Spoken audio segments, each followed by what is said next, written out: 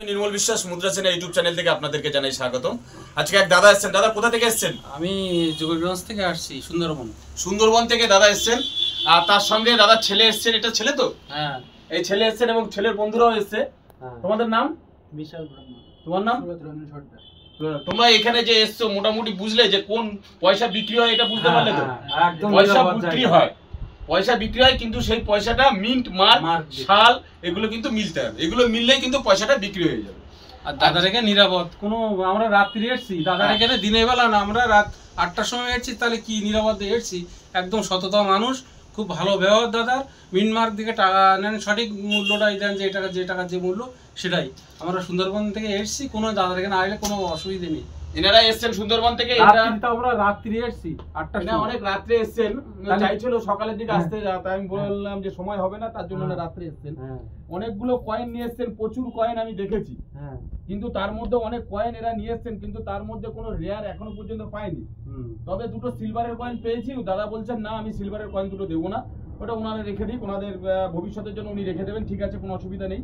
এই কয়েন আপনি কতদিন থেকে কালেকশন করছেন? আমার যখন 10 বছর 8 বছর বয়স, সেখান থেকে 8 বছর 10 বছর বয়স থেকে এই কয়েন কালেকশন করছেন? সেখান থেকে আমার বাড়ি।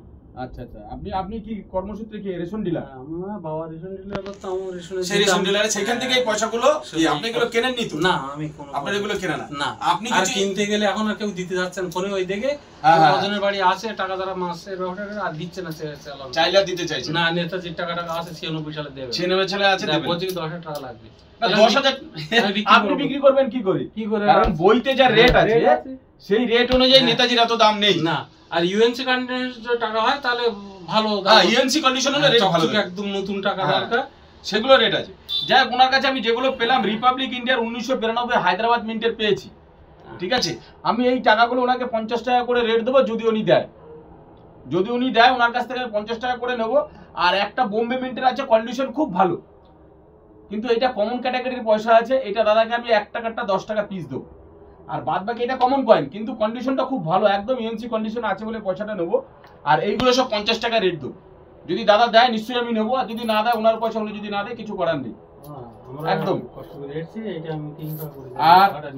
আর এই যে 1 টাকা গুলো নিয়ে এসছেন, যে ডাবু কয়েন, এই ডাবু কয়েন গুলো দেখুন, এগুলো 1970 সালের হতে হয়। 1970 সালের বোম্বে মিন্টের যদি কয়েন হয়, তাহলে এই একটা কয়েনের দাম ইউএনসি কন্ডিশনে 18,000 টাকা।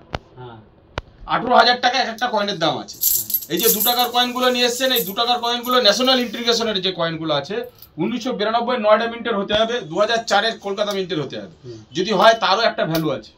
ঠিক আছে, এইখানে অনেকগুলো কয়েন আমরা দেখা হয়েছে, অনেক রাত হয়েছে, আমি ওনাদেরকে আটকাবো না, ছেড়ে দেবো।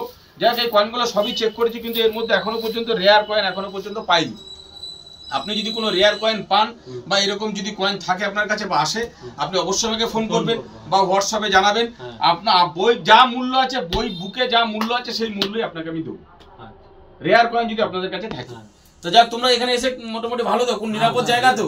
আচ্ছা, এইখানে কয়েন দিতে আসতে পারে তো সবাই? এর বাড়ি কিন্তু বারাসাতে। ও, তোমার বারাসাতে বাড়ি?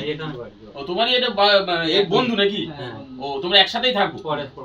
আচ্ছা, যাই হোক দর্শক, ভিডিওটা বেশি বাড়াবো না। যদি আপনাদের ভালো লেগে থাকে অবশ্যই লাইক, শেয়ার, কমেন্ট এবং সাবস্ক্রাইব করতে ভুলবেন না। থ্যাংক ইউ, নমস্কার।